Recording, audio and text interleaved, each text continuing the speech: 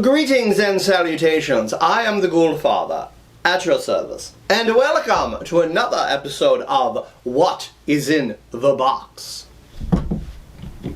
They haven't told me what I'm doing this week. I think I'm on a need-to-know basis. But when in doubt, refer to the box. I believe I was supposed to speak to someone.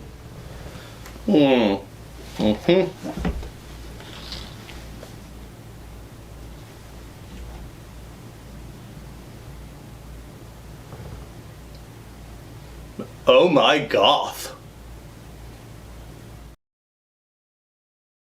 Hello everyone, and I am here with the one, the only, Rachel Rabid. Hello Rachel. Hi. Rachel, thank you so much for coming on What is in the Box. Now, everyone already knows you have your own show, Coffins and Curves, but I wanted to get you on this show to get to know you a little better. So shall we dive right in? Yes, go for it. All right. Now, how long have you been playing bass? So, bass, I'll give a more direct answer. I started on regular guitar. Not a lot of people know that.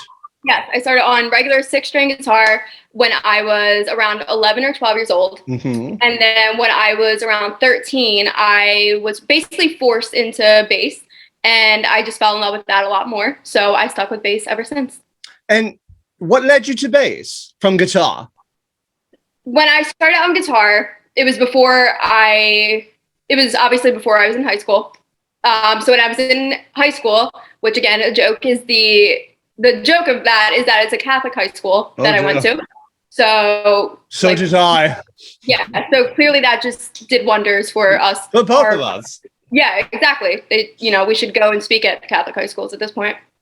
So we had to audition, obviously, and I auditioned with guitar, and the band director said, we have way too many guitars, but I really want you in the band. So if you learn bass in like a semester, which was a few months, then you're in.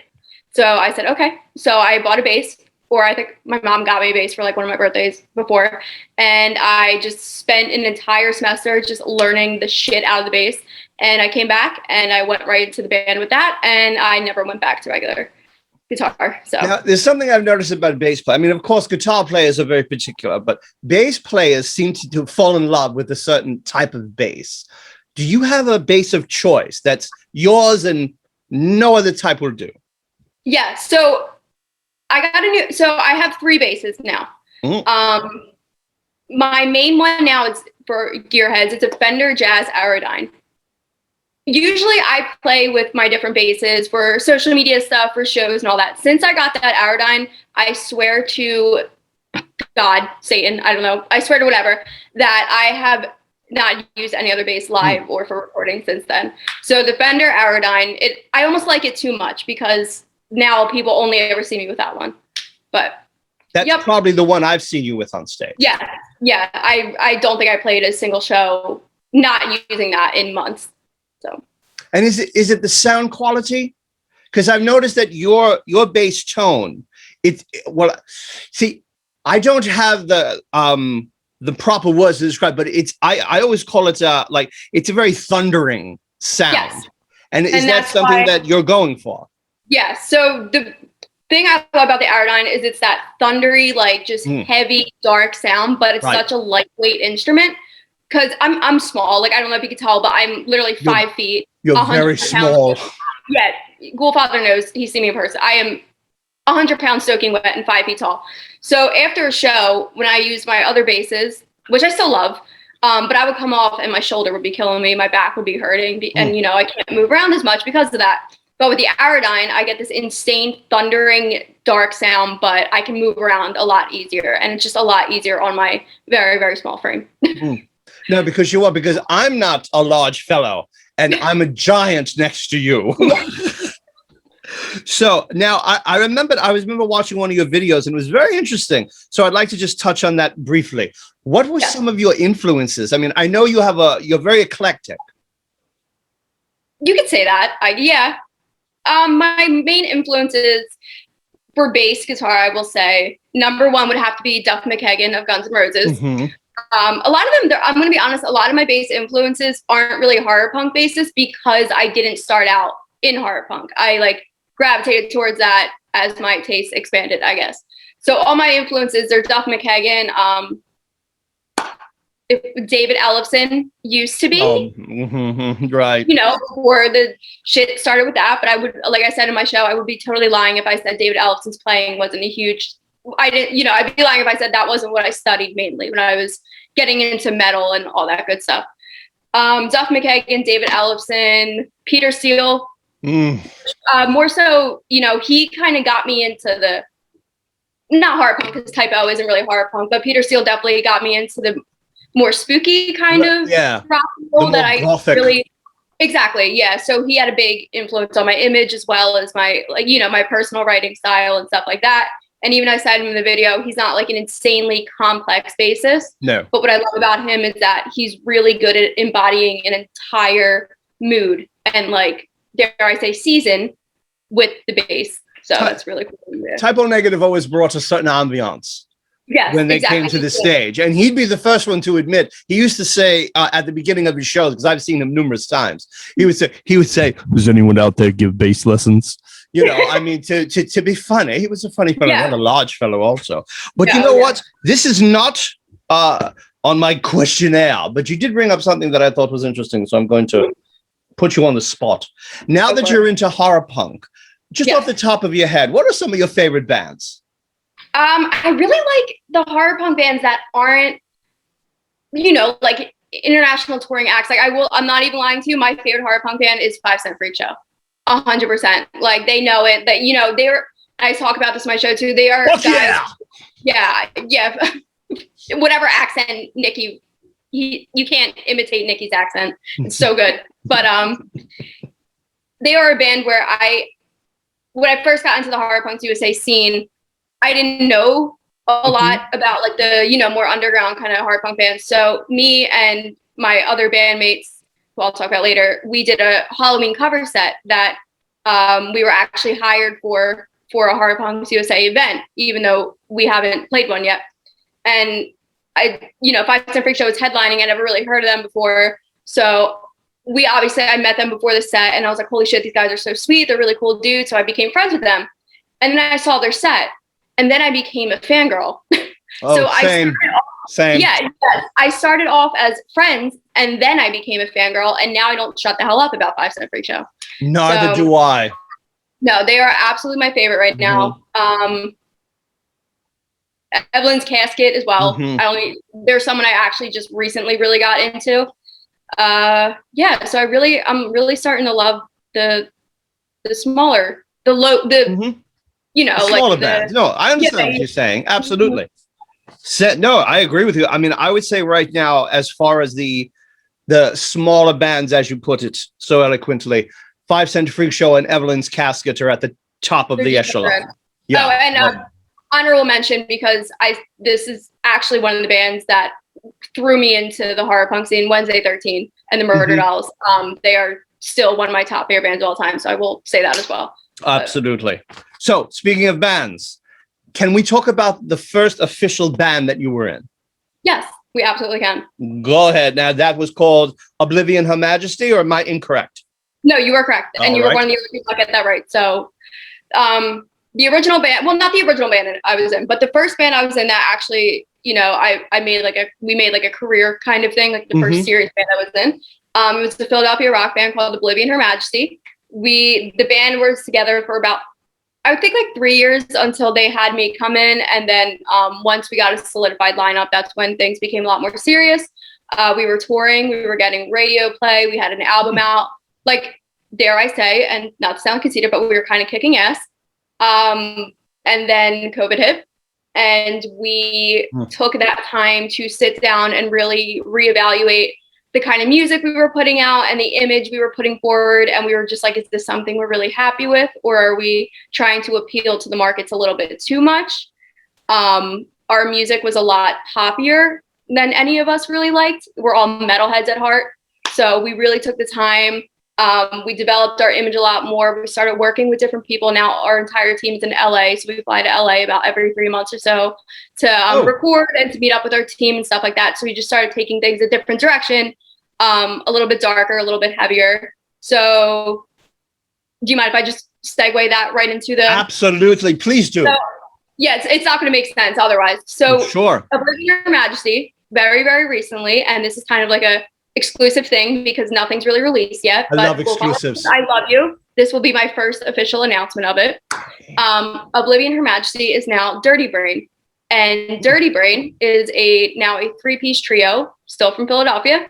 But now we're borderline metal, which is something we kind of just said, excuse my French, fuck the market, fuck being marketable and stuff like that. We started writing music that we personally like performing a lot more than what we were doing originally.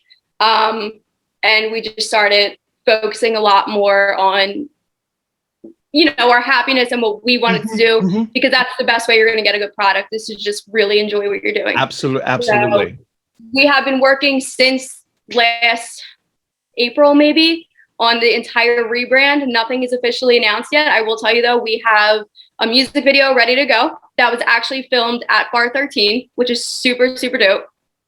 I don't think I ever told you that, but our first music video as Dirty Brain, Bar 13 shut down for a day and let us come in and just, it was so cool. It was such a fun love experience. Bar 13. It's my home away from home at this point. So we have that music video ready to go. We have, I think, around 7-8 songs ready, plus a cover that the cover is going to blow. Again, I'm going to sound like a cocky person, but the cover is going to blow people's minds. I'm not going to lie. Like, I think you sound confident, not cocky. Yeah. And it's cool because this is finally, now we're all super confident in what we're doing, which when we were Oblivion, we were having fun, but I don't think all of our confidence was in the product that we were putting out. But now we're like, okay, it's like fucking go time. Like, we're having so much fun. Like, we're all so proud of how we've grown as like musicians and people together. So we're ready. Now, are you traveling to LA to record? Is that the plan? Yep. So we go to, like I said, LA it's been like every 3 to 4 months now. So we go there to record. We have a couple meetings here and there. We had a photo shoot and like we filmed like a promo video last time with a whole new team that we were introduced to. So yeah.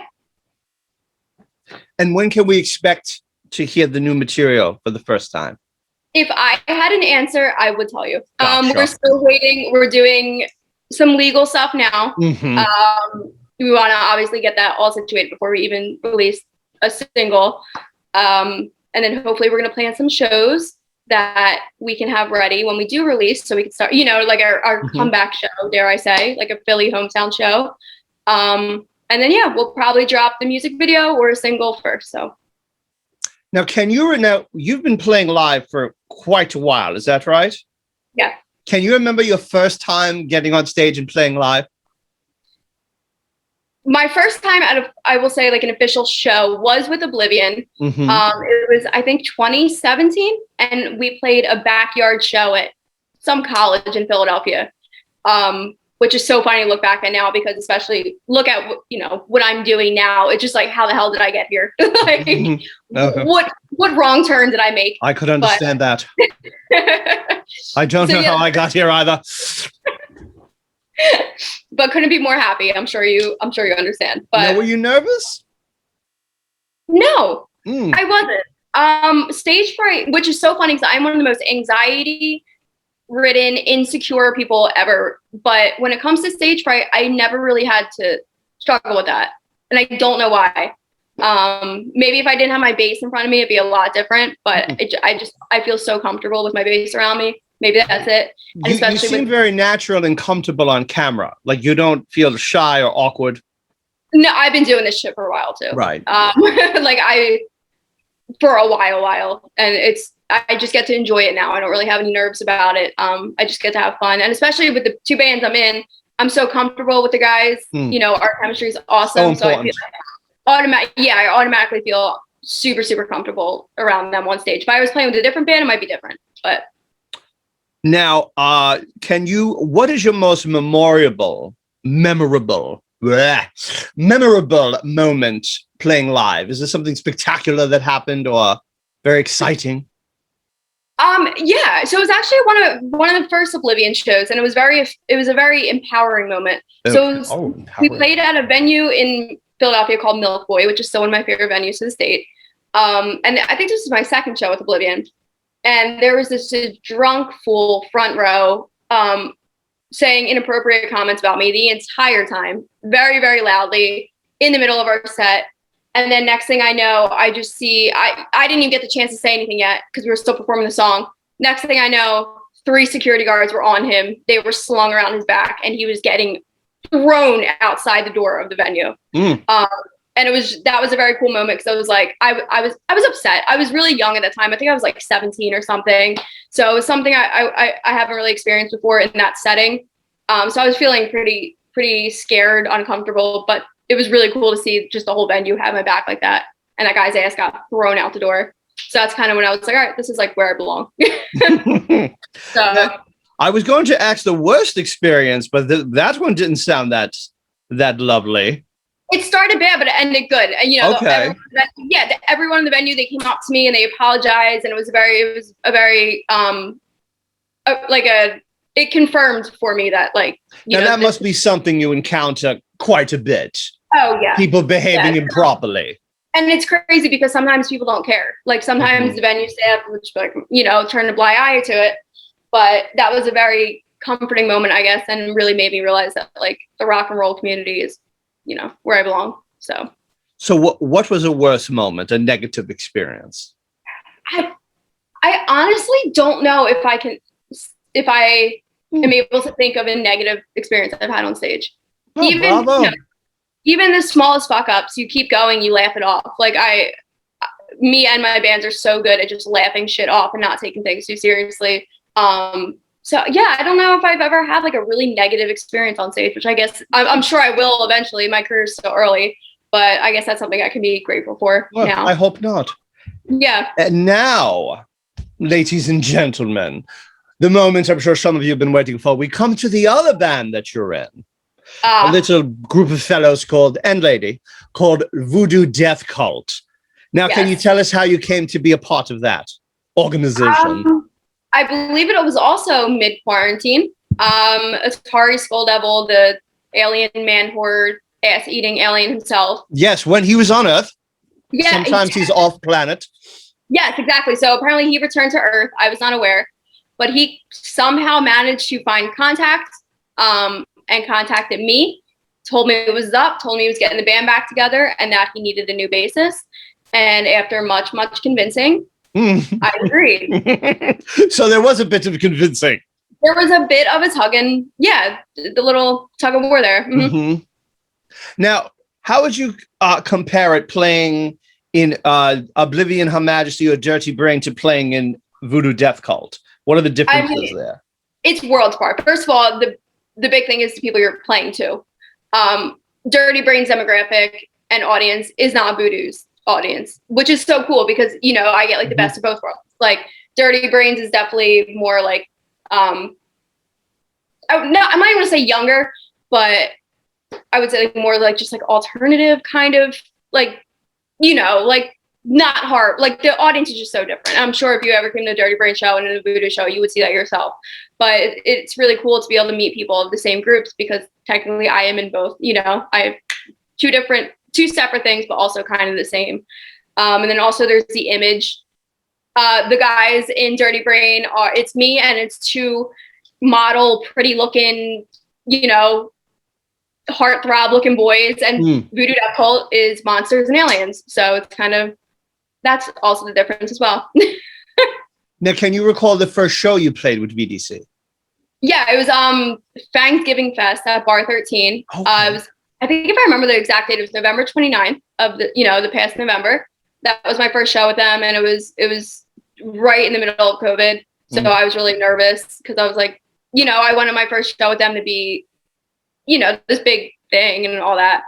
But even then, the turnout was not disappointing at all. So it was a lot more fun than I was expecting because I part of being a musician, you got to be prepared to play to empty rooms. That's just the shit that comes with it. But for my first show with the new band, I wanted it to be a little bit more, and it was. So Bar 13 tends to have pretty good turnouts. Oh in general. I mean, I was just there on a Wednesday night for another show, just as a spectator, and even the turnout then was more than you would see at any other. More than you would expect. Now, are you involved in the songwriting process with either band, both bands? For Dirty Brain and Oblivion/Dirty Brain, yes. I write a lot of the bass parts. I even wrote a few, some of the lyrics of the new stuff that we were working on. Voodoo, I never really got the chance to yet. I would love to. Not yet. Mm-hmm. Yes, I would totally love to. But when I joined, there was obviously already the classic songs that they had lined up, and we're just starting to write new stuff now. So hopefully in the future, I'll definitely be able to contribute. Well, Miss Rabid, speaking of your bass lines, you've prepared a bit of a sample for us, haven't you? I have, just for you. Oh, just for me. You're going to make me blush. All right, we're going to cut to ring number 1. And hatred to mankind, poisoning their brainwashed minds. Oh, Lord, yeah.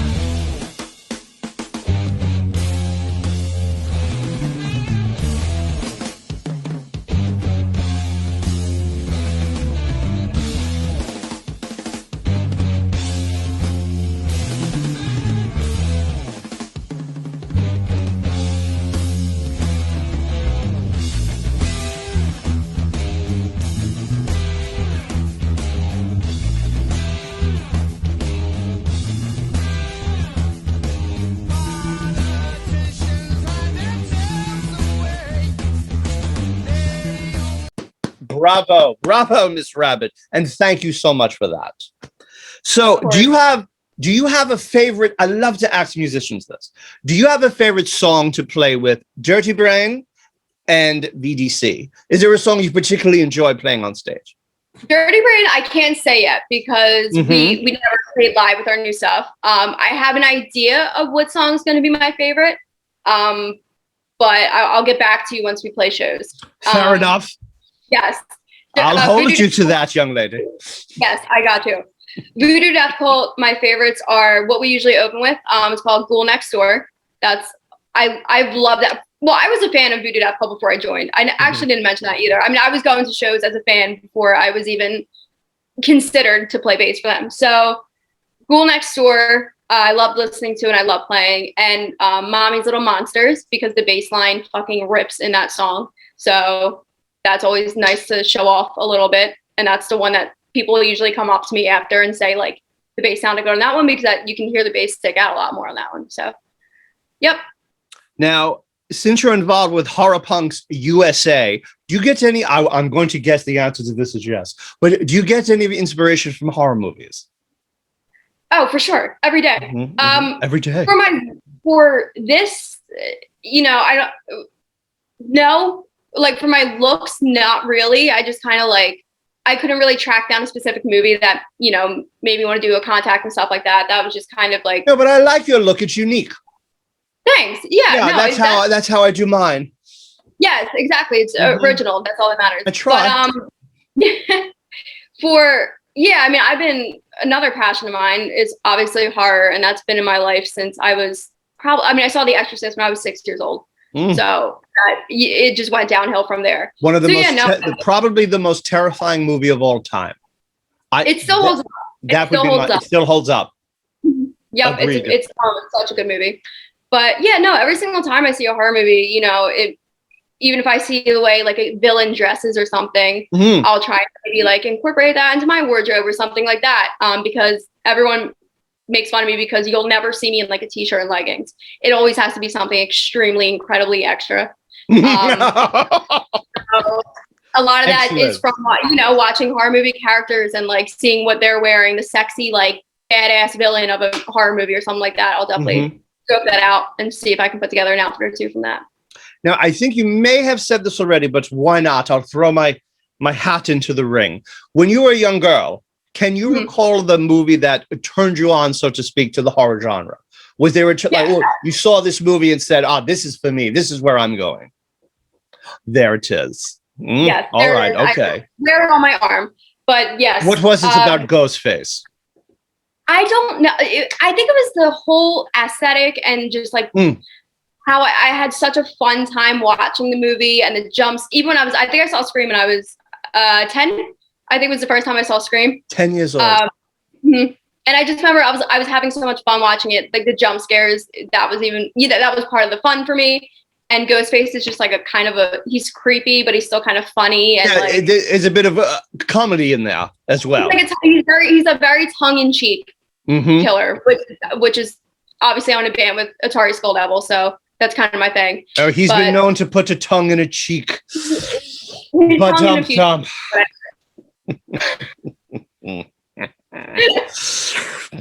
So, on that happy note, now we're going to move on to something a bit different. Now, you've also done some modeling. I have. Okay. This ugly mug on a few things, yeah. That ugly mug, yes. We're all saying how atrocious it is. Stop it. So, can you tell us about now, there's an exciting upcoming project. Yes. A magazine, perhaps? Yes, that all right. Is, spill it. Tell us the tea.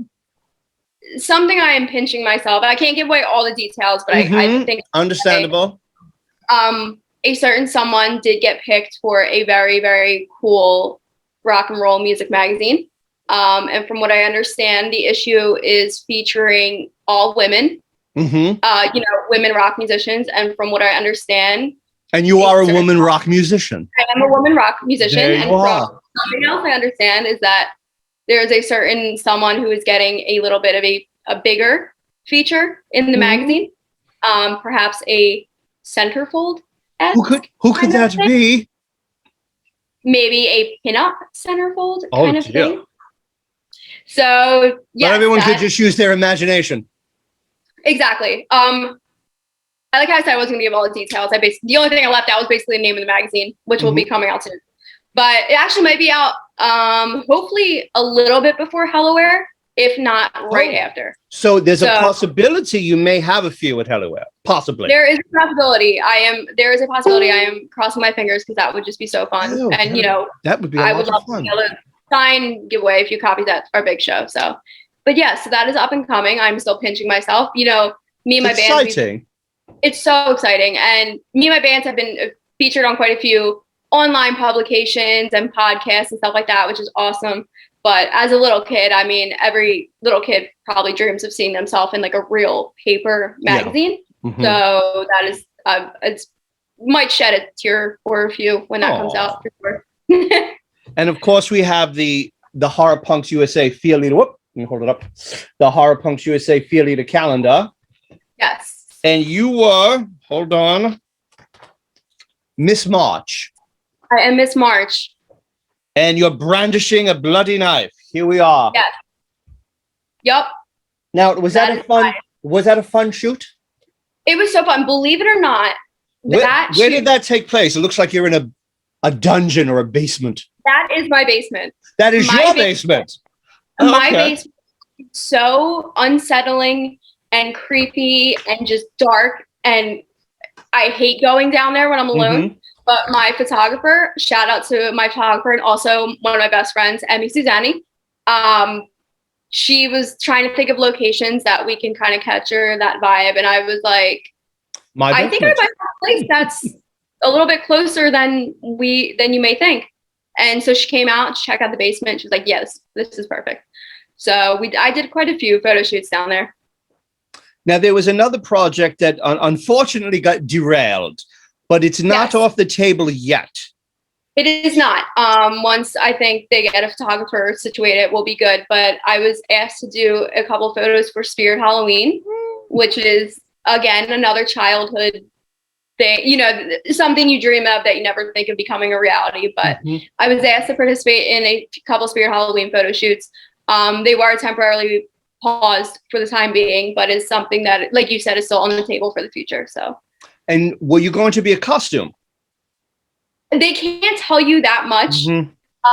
They did mention costume, but they can't tell you what you're going to be in. So my luck was like, I'm going to get there and think I'm going to be in like a cute little, like maybe like a nurse costume, but it's probably going to be like an inflatable hot dog costume or something like that. Inflatable hot dog. All right, Reggie, you could be the nurse or you could be the hot dog. Hot dog. That would be my luck, though. Like, we're laughing, but honestly, I would get there prepared to be like the sexy little thing, and it'd be like And it would just be your face in a hot dog, and you'd look very small and very angry. Yeah. So now this question, now we've been having a bit of fun, but this question I feel a bit serious about, and I'm going to read it because I want to make sure I say it properly, because you impressed me very much. And I mean that with great sincerity. And I want to say, for such a young person, your professionalism and dedication is remarkable. And you are most certainly a role model as a strong, intelligent, talented young woman in rock and roll. So I wanted to ask you, what advice would you give to an up and coming young ladies? If I could write a novel, I am 21 years old. I've been doing this for 21. I've been doing this for years and years, though, like since I was 13 or 14, playing in bands, that is. And it's like, in those few years that I've been doing this, and the few years that I've been alive, basically, like I just feel like alive that long, darling. Just feel like it's so funny because you just feel like you learn so many life lessons in that short span when you're doing things like this and you're in an industry like this. But I would say the main thing I would tell, sometimes I do get young girls that come up to me, and first of all, that's the coolest thing ever. Coolest thing ever. My favorite part about doing this is playing a show and seeing like a 11 to 12-year-old girl in the audience just like rocking the fuck out and like having the time of her life. Always the most rewarding thing. Mm-hmm. But sometimes they do come up to me and they'll tell me they're a musician and everything. And like, it's what I just want to tell them is like, focus on scoping out people's intentions. And I want to say it sucks that as a woman in the industry, you have to focus so hard on that. But I have befriended people that promise me the world and multiple opportunities and then take them away from me as soon as they find out I'm not going to give them what they want. That is which is photos of you in a hot dog costume. Yeah, exactly. We all know that. Wouldn't want that, really. Just extremely desirable. But it sucks. I mean, I hate that the most important advice I would want to give a young girl wanting to get into music is to just protect yourself at all times. Mm-hmm. Get good at reading people. Surround yourself with people that have your back. And just, be like, you're a woman, you're already strong as hell. I don't care if you're 11 years old, you're already ahead of the game because as a woman in today's world, you have to go through a lot of bullshit and it just makes you get stronger every single year. So you already got that up. But just make sure you're protecting yourself and stay grounded. Don't let anyone take advantage of you, Absolutely. No matter what they promise you. So. And that's my favorite part of shows too, is seeing the young kids come out. It's awesome. There was at Slasher Fest, and I'm not in a band. I'm just an idiot running around in a hat. And a gentleman walked up to me and said that his son was a big fan of mine. And I said, oh, really? Why? I feel so sorry for the young lad. But he wanted to come and he wanted me to do my shtick, and I gave him some stickers and we took pictures, and it was just, I let him wear my hat. And I don't even let my wife wear my hat. And it was just the greatest thing. It made wearing velvet in 100-degree heat worthwhile. Yeah, it's awesome. I mean, every time I see, even young boys too, like that's adorable, sure. And it gives me so much hope for the future. But like, just as a young girl who started out going to see my favorite bands at like a local venue or something, like one time we played the show in Philly, and this girl was like watching us the whole time. I think she was probably like, I would say 10. We were at the merch table, and I just felt this like hug on my leg. That's like all I felt. And I looked down and she was just there like hugging my leg. And I was like, my heart just melted. Like, and I'm not like, the only thing I'm a softie for are animals. That's it. Right. Otherwise, I'm kind of, not stoic, but my heart doesn't melt too easily. But that moment right there, yeah. Well, you did help me fix my dog. So yes, I'm very grateful to that. You're very knowledgeable about dogs. And is it, okay, what the heck? Let's talk about that for a moment. Is it dogs and cats, or is it all manner of animals? Like, what do you most, I know that you're a vet tech. Yes, I am. Are you most knowledgeable about dogs and cats, or is it all animals in general? I'm also, I know it's kind of breaks the illusion a little bit, but I don't care because it's something I'm proud of. I'm also in school to become a certified vet tech. So when you're in school, you have to learn about all animals. You don't really get to choose. There are different practice types. Like you could be exotic, you could be small animals, just dogs and cats. You could be zoo, a zoo tech, stuff like that. Right now, my experience is in small animal practice, which are dogs and cats. But luckily, it's really fun for me because in school I get to learn about all types of animals and how to help every animal. So you're in 2 bands. Yes. You're also modeling. You're working and going to school, and that's it. There's more. Oh, there's more. Okay, well, I should hope so. I don't want you just laying about the house. Sleep does not really exist in my world, but I mean, I always tell people like everything I do, it's something I love and it's something I'm passionate about, and not a lot of people can say that. Even my day job, when I'm not pretending to be a rock star, like it's still something I love, and it's still something and it pays my bills, which also grateful for. We must do what we must do. Yeah, exactly. And luckily my passions are, I get to work in both my passions. So just for fun, because we mentioned this as well. Do you have a favorite super villain? Super villain? Does it have to be like a comic book super villain? Absolutely not.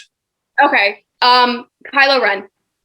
Kylo Ren. Oh, good one. Nice. Like, no one ever says that. I am so I think he's gonna be my next tattoo. I think I'm gonna get like his face, either his lightsaber or his cracked helmet right here. But as the kids say, I simp over Kylo Ren. Kylo Ren. You know what would be cool? Just off the top of my head, a Kylo Ren mask with the destroyed Darth Vader mask. I think I've seen that on like Pinterest. Has someone done that already? Yeah. Oh. And they did like a split kind of thing. It was so cool. It was so cool. But there are a lot of cool Kylo Ren tattoos out there. But nice. So any closing words that you'd like to leave your friends, your family, your fans, your fiends? The floor is yours, Miss Rabid. Just some reminders. I don't know exactly when this is coming out, so I'll spit them all out. If you do want to come just spit it right out. If you do want to come see me in Voodoo Death Cult, we will be at Bar 13 on August 14th for Hellaware Fest. We're also going to be playing Pretty and Punk Fest, which actually was just recently moved to Bar 13. That's September 4th. Oh no, this won't come out then. That's it. Those are the 2 days we have left. Unfortunately, we may not be able to squeeze it out before then, but maybe. One never knows. Maybe. We'll see what happens. But yeah, so if you see this after those shows happened, and I'm sure they were awesome. And I hope you had a good time. Yeah, I hope you had a good time. Keep an eye out for Dirty Brain. You can check our social media, like our Facebook and Instagram. They're under Dirty Brain. They were originally Oblivion Her Majesty. We just blacked them out. We didn't post anything yet, but just follow us then so you can kind of keep tabs on when we are going to be releasing. And yeah, that's all I got. Well, Rachel, thank you so much for your time. I know you're very busy, and thank you so much for coming on and telling everyone a bit more about you, your projects, everything you have going on. And I want to thank you, yes, you, for joining us again on Horror Punks USA TV. Please like and subscribe. Leave a comment. We're all killing ourselves back here. You don't know what goes on behind the scenes, trust me. So until next time, we may be freaks, but we are not alone.